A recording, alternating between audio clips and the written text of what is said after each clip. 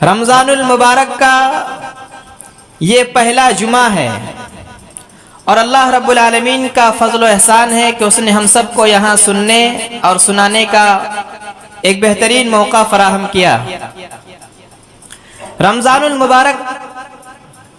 جو کہ رحمت و برکت کا مہینہ ہے، اور جب یہ مہینہ آتا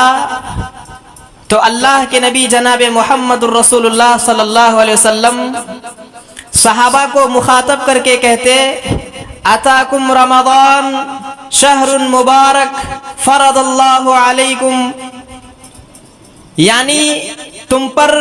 برکت اور رحمت کا مہینہ آ چکا اور اللہ رب العالمین نے تم پر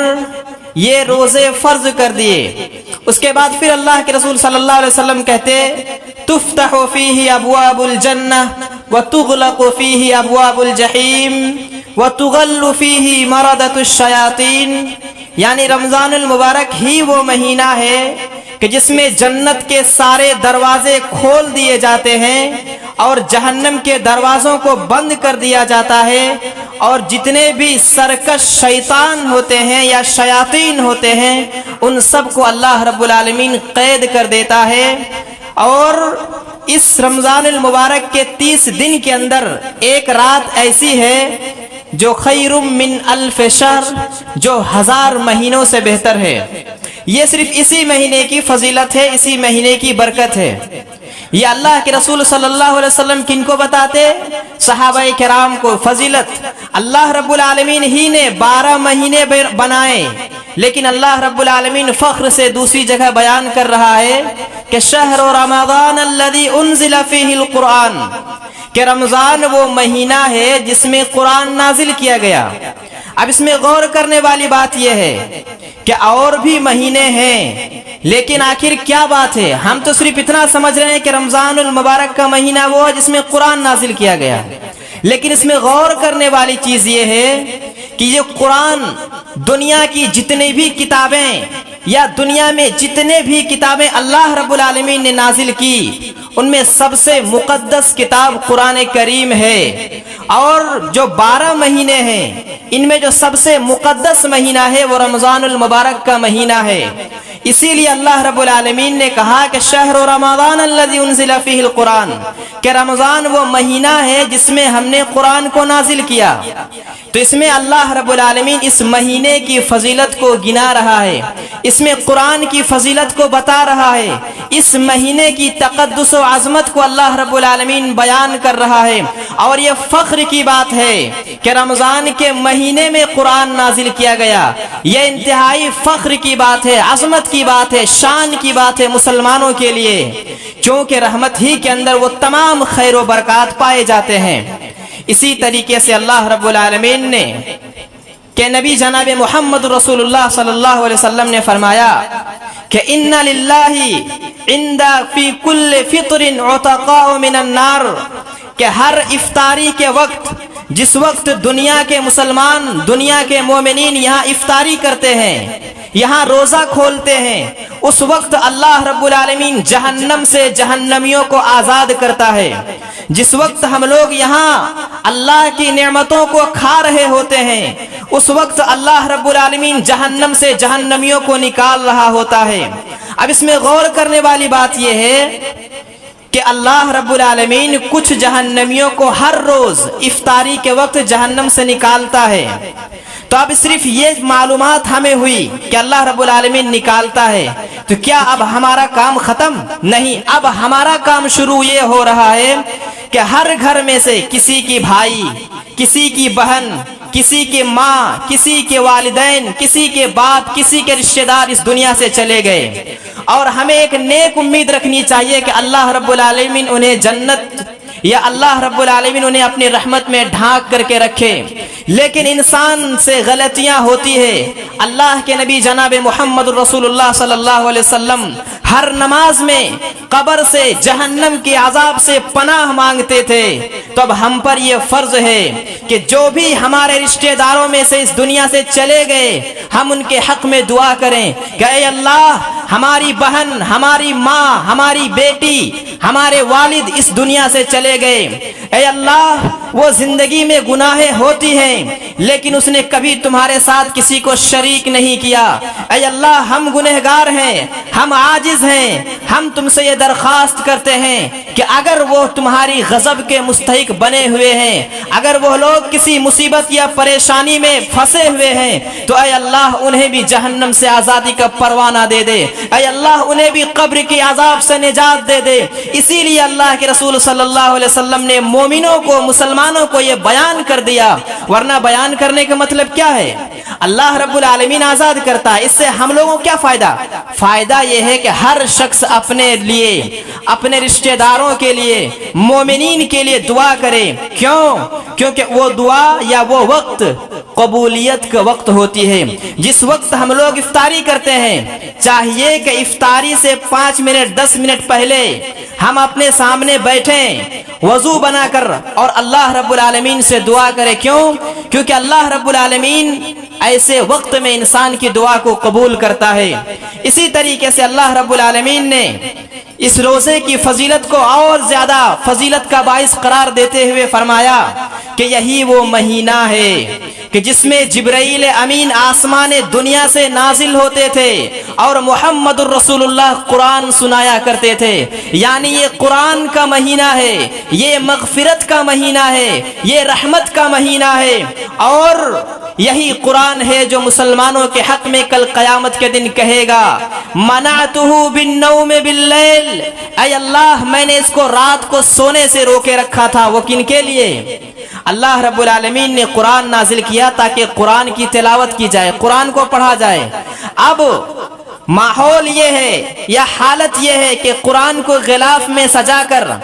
الماری میں سجا کر اسے رکھ دیا جاتا ہے۔ اگر قرآن ہمارے خلاف گواہی دینے لگے تو پھر دنیا کی کوئی انسان بچ نہیں سکتا۔ اسی لیے ہمیں چاہیے کہ قرآن کو الماری کی زینت نہ بنائیں۔ قرآن کو اللہ رب العالمین نے اتارا ہے ہدایت کے لیے، قرآن کو اللہ رب العالمین نے اتارا ہے مومنوں پڑھنے کے لیے، تاکہ انسان اس کے ذریعے سے صحیح اور غلط کے درمیان فرق کر سکے۔ تو یہ چیزیں ہیں، اس کا مطلب یہ ہے کہ اس مہینے میں زیادہ سے زیادہ قرآن کی تلاوت کرنی چاہیے، کیونکہ اسی وجہ سے جتنے بھی محدثین ہوا کرتے تھے جو 12 مہینے حدیث کا درس دیتے تھے، 11 مہینہ حدیث کا درس دیتے اور 1 مہینہ رک جاتے اور صرف قرآن کا درس دیتے تھے، قرآن کی باتیں بتاتے کہ جو 30 پارہ اللہ رب العالمین نے نازل کیا ہے، کیا کسی مسلمان کو معلوم ہے اس دنیا میں جو اپنے آپ کو مسلمان، اہل الحدیث یا سنی کچھ بھی کہیں، کہ اللہ رب العالمین اس قرآن کے اندر کیا کہتا ہے؟ یہ تو جانتے قرآن مسلمانوں پر اس دنیا کے اندر نازل ہوا، قرآن میں ہدایت ہے، لیکن اس قرآن کے اندر کیا پیغام ہے، اس قرآن کے اندر کون سے راز اور پوشیدہ ہے، کیا کیا ہے، یہ ہمیں نہیں معلوم۔ اسی لیے صحابہ کرام، سلف صالحین 1 مہینہ مسلسل قرآن کا درس دیا کرتے تھے، پڑھا کرتے تھے، پڑھاتے تھے، سنتے تھے، سناتے تھے۔ اس کا اہتمام بھی ہونی چاہیے تاکہ انسان سرخرو اور کامیاب ہو۔ اسی طریقے سے اللہ کے نبی جناب محمد رسول اللہ صلی اللہ علیہ وسلم نے اس مہینے کے اندر بہت ساری چیزوں سے منع کیا، کیونکہ روزہ رکھنے کا مقصد صرف یہ نہیں ہوتا، یہ ایک رسم نہیں ہے کہ انسان صبح سے لے کے شام تک بھوکا رہے اور پھر کھانے کے بعد پھر جس طرح 11 مہینے کے اندر زندگی گزارتا ہے پھر وہی چال ڈھال، پھر وہی حیت۔ اگر یہ ہے تو اس کا مطلب روزہ نہیں ہے۔ روزہ کا مطلب یہ ہے کہ انسان گناہوں سے اپنے آپ کے اندر بدلاؤ لائے، گناہوں کو چھوڑے، انسان فضولیات کو چھوڑے، تب جا کر کے انسان، اللہ کے رسول جناب محمد رسول اللہ صلی اللہ علیہ وسلم کہہ رہے ہیں کہ من لم يدع قول الزور والعمل به فليس لله حاجة ان يدع طعامه وشرابه، کہ جو انسان روزہ رکھ کر زور، فحش باتیں، غلط باتیں نہیں چھوڑتا ہے تو اللہ رب العالمین کی کوئی ضرورت نہیں ہے کہ وہ بھوکا اور پیاسا اپنا دن گزارے۔ اگر روزہ رکھ کر حلال و حرام کی تمیز نہیں کرتا تو کوئی انہیں فرق نہیں پڑتا، یعنی اللہ رب العالمین کو کوئی ضرورت نہیں ہے کہ انسان صبح سے لے کے شام تک بھوکا رہے۔ یہ اللہ کے رسول صلی اللہ علیہ وسلم بیان کر رہے ہیں۔ تو لہذا ہمیں چاہیے کہ روزہ ایک مقصد ہے، روزہ ایک ٹریننگ کا مہینہ ہے، روزہ بتاتا ہے انسان کو اس کی حقیقت یاد دلاتی ہے۔ جس طرح انسان صبح سے لے کے شام تک بھوکا رہتا ہے تو اس کو بھوک کا احساس ہوتا ہے، پیاس کا احساس ہوتا ہے۔ اسی وجہ سے اللہ رب العالمین یہ بیان کرنا چاہتا ہے کہ جس طرح تم صبح سے لے کے شام تک بھوکا رہتے ہو، پیاسا رہتے ہو، اسی طرح کہ غریب انسان، ایک محتاج انسان جو باقی دنوں میں اسے روزی کے لیے یا بھوک پیاس کی وجہ سے تڑپ اٹھتا ہے، تو مسلمانوں تمہیں صدقہ و خیرات کرنے کی ضرورت ہے، تمہیں دیکھنے کی ضرورت ہے۔ جس طرح تمہیں بھوک لگتی ہے، جس طرح تمہیں پیاس محسوس ہوتی ہے، اسی طرح دوسروں کو بھی پیاس محسوس ہوتی ہے۔ لہذا چاہیے کہ ہمیں دوسروں کا خیال رکھا جائے۔ گویا یہ رمضان المبارک کا مہینہ مکمل طریقے سے ایک مدرس، ایک استاد بن کر کے آتا ہے اور ہمیں یہ درس دیتا ہے، ہمیں ایک سبق سکھاتا ہے۔ اسی طریقے سے حلال و حرام کے درمیان یہ روزہ ہمیں فرق بتاتا ہے۔ کس طرح ہم آدھا منٹ پہلے یا 1 منٹ پہلے بھی افطاری نہیں کرتے ہیں، کیونکہ صبح سے لے کے شام تک کا کہیں روزہ ٹوٹ نہ جائے، برباد نہ ہو جائے۔ صبح سے لے کے شام تک کا پیاسا رہنا، بھوکا رہنا، اگر 1 منٹ افطاری پہلے کر لیتے تو سب ختم۔ اسی طریقے سے اگر اپنے حق کا نہ ہو، یعنی وہ دوسرے کا حق ہو، اگر دوسرے کا ہو غیر مناسب طریقے سے لیا جائے تو پھر یہ جان لیجئے آپ کی آخرت برباد ہے۔ اگر آپ نے حلال و حرام کی تمیز نہ کر کے دوسرے کا مال یا دوسرے کی دولت کو ناجائز طریقے سے لینے کی کوشش کی تو اس کا مطلب یہ ہے کہ آپ کا آخرت برباد ہے، آپ کا آخرت ختم ہے۔ یہ روزہ ہمیں بتاتا ہے۔ اسی لیے اللہ کے اور دوسری جگہ اللہ کے رسول صلی اللہ علیہ وسلم نے کہا کہ اگر تمہارے ساتھ کوئی بدتمیزی کرنے کی کوشش کرے، تمہارے ساتھ کوئی جھگڑا کرنے کی کوشش کرے تو تم کہہ دو انی صائمن، یعنی میں روزے سے ہوں۔ اور یہ لہجہ دیکھیے، لہجہ یعنی طریقہ، اللہ رب العالمین کے نبی جناب محمد رسول اللہ کیا کہہ رہے ہیں؟ کہو انی صائم، یعنی میں روزے سے ہوں۔ پہلے کے زمانے میں جو ہوتا تھا، جب اسلام سے پہلے جہالت تھی، جو ڈکیتی، چوری، زناکاری عام تھی، اس وقت لوگ یہی چھین جھپٹ کر کے اپنی زندگی گزارا کرتے تھے۔ تو وہ لوگ گھوڑوں کو ٹریننگ دیتے تھے، گھوڑوں کو بھوکا رکھ کر، پیاسا رکھ کر ٹریننگ دیتے اور ان کے منہ کے سامنے آگ جلایا کرتے تھے، اور اس گھوڑے کا نام کیا رکھتے تھے؟ صائم۔ اس گھوڑے کا نام صائم رکھتے تھے، مطلب اسے ہر چیز سے روکے ہوئے ہیں اور ٹریننگ دے رہے ہیں، بھوک کی، پیاس کی، تاکہ وہ گھوڑا جب ڈکیتی کرنے کے لیے جائیں تو یہ دھوپ برداشت کر سکے، سورج کی روشنی کو برداشت کر سکے، زیادہ سے زیادہ بھوکا پیاسا رہ سکے۔ تو اسی کے لہجے میں شریعت بھی بیان کر رہی ہے کہ اگر تمہیں بھی کوئی ٹارچر یا تمہیں کوئی ستانے کی کوشش کرے تو تم بھی کہہ دو انی صائم، یعنی انہی کے لہجے میں کہا کہ میں روزے سے ہوں، میں روزے سے ہوں، میں تمہارے ساتھ بدتمیزی نہیں کر سکتا، میں تمہارے ساتھ غلط نہیں بول سکتا، کیونکہ ہمیں اللہ کے رسول نے یہ درس دیا ہے کہ روزے کی حالت میں خود کو کنٹرول میں رکھا جائے۔ اسی لیے قرآن کے بارے میں محمد رسول اللہ کا فرمان ہے کہ والصیام والقرآن یشفعان للعبد یوم القیامہ، کہ یہ جو روزہ اور قرآن ہے، کل قیامت کے دن جب پوری دنیا تڑپ رہی ہوگی تو اس وقت یہی روزہ آئے گا اور کہے گا اے اللہ، میں نے اس کو کھانے سے پینے سے منعتہ الطعام والشہوات، میں نے اس کو کھانے پینے سے روکے رکھا تھا، اے اللہ آج میری سفارش قبول کر لے اور اس انسان کو جنت عطا کر دے، تو اللہ رب العالمین اس کو یعنی اس روزے کی سفارش کو قبول کرے گا۔ تو یہ صرف روزے اسی مہینے کی برکت ہے، فضیلت ہے، لہذا ہمیں چاہیے کہ اس پر غور و فکر کرنی چاہیے۔ اسی طریقے سے اللہ کے نبی جناب محمد رسول اللہ صلی اللہ علیہ وسلم چھوٹی چھوٹی چیزیں ہوں یا بڑی بڑی چیزیں، ان تمام چیزوں پر تنبیہ کیا کرتے تھے۔ جیسے روزے کی حالت میں ہوتا کیا، انسان تھوکتا ہے تو چاہیے دیکھتا نہیں ہے کہ میں اتر یا پورب یا پچھم کدھر تھوک رہا ہوں۔ ایک مرتبہ ایک شخص کے بارے میں اللہ کے رسول صلی اللہ علیہ وسلم نے کہا کہ وہ تمہیں نماز نہ پڑھائے، اسے نماز پڑھانے کے لیے مت دینا۔ تو جب وہ نماز پڑھانے کے لیے آئے، صحابی تھے، تو اسے منع کر دیا گیا کہ اللہ کے رسول نے کہا ہے کہ تم نماز مت پڑھانا۔ اب وہ بیچارہ اللہ کے رسول صلی اللہ علیہ وسلم کے پاس گئے، کہا اللہ کے رسول آپ نے منع کیا ہے کہ میں نماز پڑھاؤں؟ کہا ہاں میں نے منع کیا ہے۔ کہا کیوں؟ کہا اس وجہ سے کہ جو یہ تمیز نہ کر سکے جو اسے تھوکنا کدھر ہے وہ امامت کیسے کرا سکتا ہے؟ اور اللہ کے رسول نے کہا یجیء صاحب النخامۃ یوم القیامۃ وہی فی وجہہ، کہ پچھم کی طرف تھوکنے والا،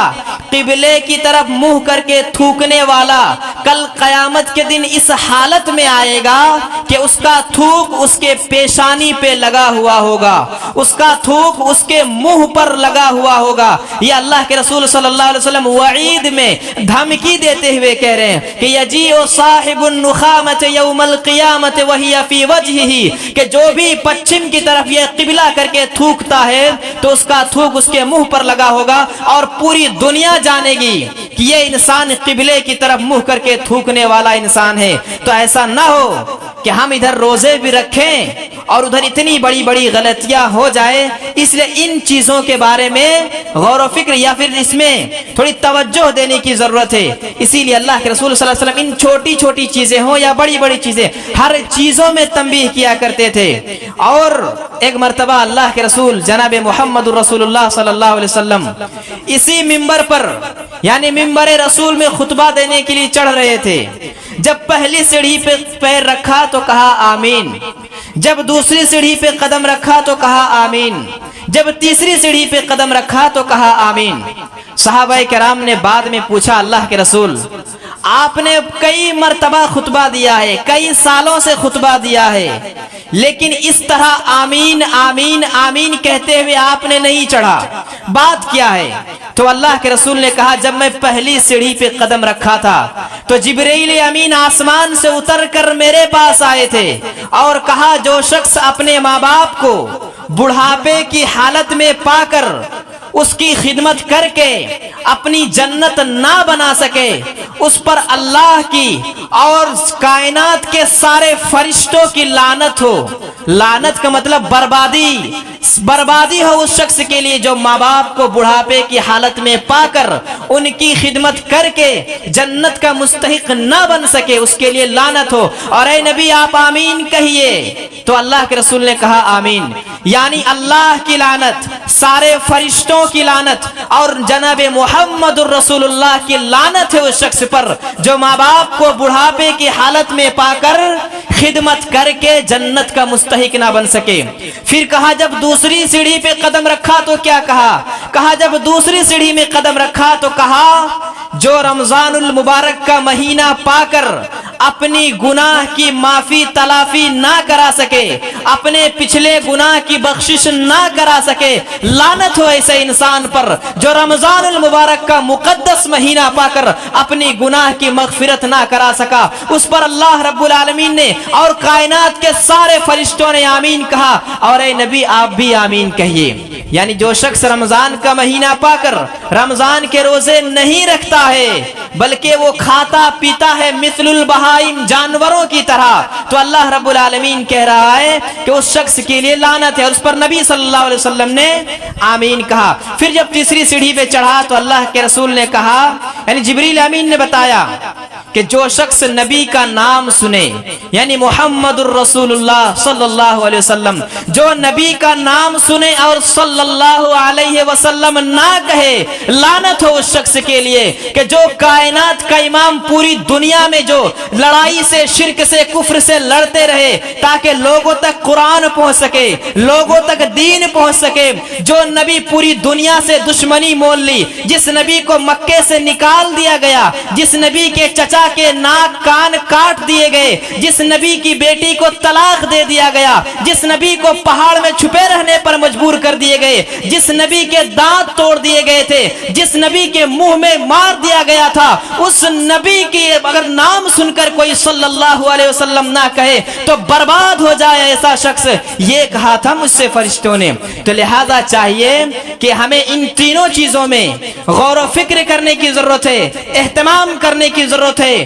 ہوش کے ناخن لینے کی ضرورت ہے کہ رمضان المبارک کا مہینہ پا کر اپنی گناہ کی بخشش نہ کرا سکے، معافی تلافی نہ کر سکے۔ صحابہ کرام 6 مہینہ پہلے یہ دعا کرتے تھے، اے اے اللہ رمضان المبارک کا مہینہ ہمیں نصیب فرما دے۔ سلف صالحین دعا کرتے تھے اے اللہ ہمیں رمضان تک کسی طرح پہنچا دے، اگر موت آئے تو رمضان کے بعد آئے۔ کیوں؟ کیونکہ وہ حدیث سن چکے تھے نبی صلی اللہ علیہ وسلم سے۔ دو شخص آئے تھے اللہ کے رسول کے پاس، دو شخص آئے، دونوں نے ایک ہی وقت اسلام قبول کیا، اسلام لائے، مومن بن گئے۔ اس کے بعد ایک شخص بہت زیادہ عبادت کرتا تھا،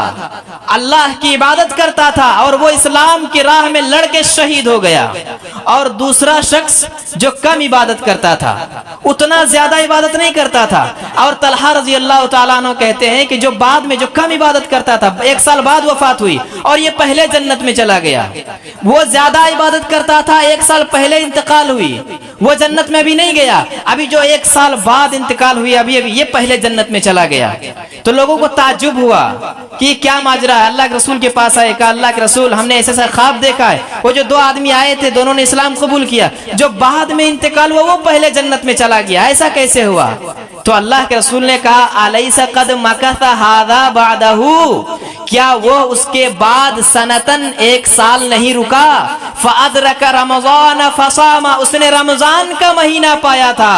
اور اس کے روزے رکھے تھے، تو اس رمضان المبارک کے مہینے کی برکت کی وجہ سے وہ 1 سال پہلے جنت میں چلا گیا۔ یہ کون کہہ رہے ہیں؟ اللہ کے رسول صلی اللہ علیہ وسلم۔ وہ زیادہ عبادت کرتا تھا مگر روزے کے مقابلے میں وہ عبادتیں کم ہیں، روزے کے مقابلے میں وہ عبادت کم ہے، اسی لیے اللہ رب العالمین نے دنیا کے جتنے بھی نیک کام ہیں سب کا ثواب لکھ کر کے رکھ دیا ہے کہ اس کا نیک الحسنۃ بعشر امثالها الی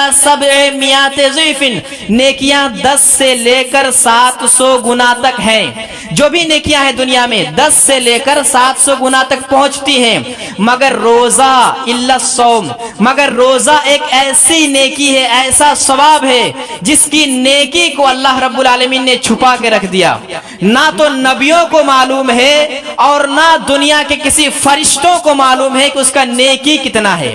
اللہ رب العالمین کہہ رہا الا الصوم، روزہ ولی وانا اجزی بہی، روزہ میرے لیے ہے، میں اس کا بدلہ دوں گا۔ کیوں؟ روزہ نیت کرتا ہے، نماز پڑھتے ہیں سب دیکھتے ہیں، روزہ اور اسی طرح حج کرتے ہیں سب دنیا دیکھتی ہے، مگر روزہ کیا؟ روزہ نیت ہے، نیت کی آپ نے نیت کیا، آپ رہ رہے ہیں اسی طرح تنہائی میں کہیں بھی، اللہ کا ڈر آپ کو ہے، آپ اگر تنہائی میں بھی ہوں اکیلے میں بھی ہوں آپ کھاتے پیتے نہیں ہے، کیوں؟ کیونکہ اللہ رب العالمین کا ڈر آپ کے اندر موجود ہے، اسی لیے اللہ رب العالمین کہہ رہا روزہ کا ثواب میں خود دوں گا۔ یہ اس کی فضیلت ہے، اس کی اتنے اہتمام اور اس کی جو تقدس ہے، عظمت ہے، یہ اللہ رب العالمین نے ان کی اتنا بڑھا کر کے رکھا کہ نہ تو نبیوں کو بتایا اس کا راز، نہ فرشتوں کو بتایا، اور نہ دنیا کی کوئی انسان اس کو جانتے کہ ثواب کتنا ہے۔ یہ صرف روزے ہی کے بارے میں ہے، باقی دنیا کے جتنے بھی اعمال ہیں سب اللہ رب العالمین نے کھول کھول کر بیان کر دیا، اس کو کرو گے اتنا ثواب، اس کو کرو گے اتنا ثواب۔ جب روزے کی بات آئی کہیں نہیں، یہ نہیں بتاؤں گا، اس کا ثواب کل قیامت کے دن میں دوں گا۔ اسی لیے تو کہا روزے دار کے لیے 2 خوشی ہے، ایک افطاری کے وقت اور ایک جب اللہ رب العالمین سے ملاقات کرے گا تب۔ یہ ملاقات صرف انہی کے لیے ہے، روزہ داروں کے لیے۔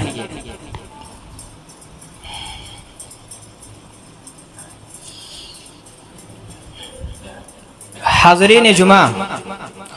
ان تمام چیزوں کا بتانے کا مقصد یہی ہے کہ انسان اس مہینے کی عظمت کو سمجھے،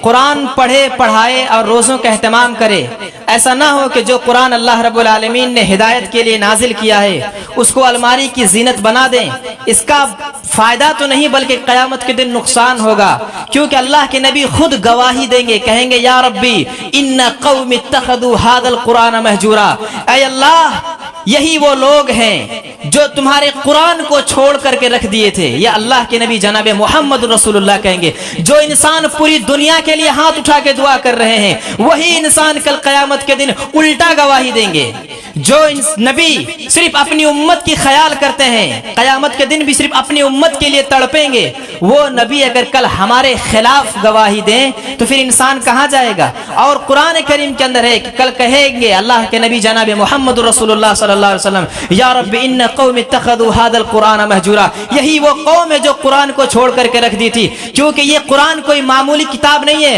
اللہ کی زبان سے نکلی ہوئی الفاظ ہے۔ یہ جو پڑھتے ہیں نا الف لام میم ذالک الکتاب لا ریب فیہ، یہ اللہ کے منہ سے نکلی ہوئی ہے، یہ کسی کی بنایا ہوا کلام نہیں ہے، یہ کوئی بشر یا کسی فرشتے کا لکھا ہوا کلام نہیں ہے، جو رب العالمین کے زبان سے نکلی ہوئی کلام ہے۔ اگر اس کی اکرام اور عزت نہیں کریں گے،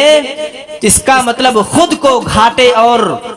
جہنم کا ہی مستحق بنا دے گا انسان۔ لہٰذا ہمیں چاہیے کہ اس پر غور و فکر کرنی چاہیے اور روزے کی عظمت کو خیال رکھنا چاہیے، کیونکہ کل قیامت کے دن جب کسی کو کوئی پوچھنے والا نہیں ہوگا تو اس وقت ایک آواز آئے گی، این الصائمون، کہاں ہے روزے دار لوگ، کھڑے ہو جائیں۔ پوری دنیا قیامت کی بھیڑ سے بھری ہوئی ہے، کسی کو پوچھنے والا کوئی نہیں، اور روزے داروں کے لیے آواز آئے گی، این الصائمون، کہاں ہے روزے دار، کھڑے ہو جاؤ، تمہارے لیے باب الریان کھلا ہوا ہے، تم لوگوں کے لیے باب الریان، روزے داروں کے لیے ایک خاص دروازہ، ایک خاص جنت اللہ رب العالمین نے تیار کیا ہوا ہے۔ روزے داروں آؤ اور اللہ رب العالمین کے اس بنائی ہوئی جنت میں داخل ہو جاؤ۔ جب روزے دار داخل ہو جائیں گے دوسرے لوگ بھی آئیں گے، ان لوگوں کے آنے سے پہلے ہی دروازہ بند کر دیا جائے گا۔ تو یہ فضیلت روزے داروں کے لیے اللہ رب العالمین نے رکھی ہے، یہ دروازہ روزے داروں کے لیے اللہ رب العالمین نے بنایا ہے۔ باقی دنیا میں کوئی بھی کام کر لو اس کے لیے نہیں ہے، آپ 10 مرتبہ حج کر لیں، آپ دنیا کے سب سے بڑے سخی اور فیاض انسان بن جائیں، آپ 100 مرتبہ عمرہ کر لیں، آپ لاکھوں مدرسے اور یونیورسٹی بنا لیں، آپ لاکھوں غریبوں کی دیکھ بھال کر لیں، وہ رتبہ، وہ مقام وہ آپ کو نہیں ملے گا جو ایک روزے دار کو ملے گا۔ یہ روزے کی عظمت ہے، فضیلت ہے، اس لیے فضیلت ہے کیونکہ یہ مہینہ عظمت والا اللہ نے بنایا ہے، اس میں قرآن کو نازل کر کے اور عظمت والا بنا دیا، اس میں جہنمیوں کو جہنم سے آزاد کر کے اور عظمت والا بنا دیا، اس میں اللہ رب العالمین نے نیکی کو چھپا کر کے اور عظمت والا بنا دیا۔ اتنی عظمت والا صرف یہی ایک مہینہ ہے، باقی 11 مہینہ نہیں ہے۔ اسی لیے تو اللہ رب العالمین نے سارے فرشتوں نے، خود نبی نے کہا کہ اس مہینے کو پا کر اگر اپنی گناہ کی معافی نہ کرا سکے تو لعنت ہے، بربادی ہے اس شخص کے لیے۔ وقت زیادہ ہو گیا، آخر میں اللہ رب العالمین سے دعا ہے کہ بارے الہ ہم سبھی لوگوں کو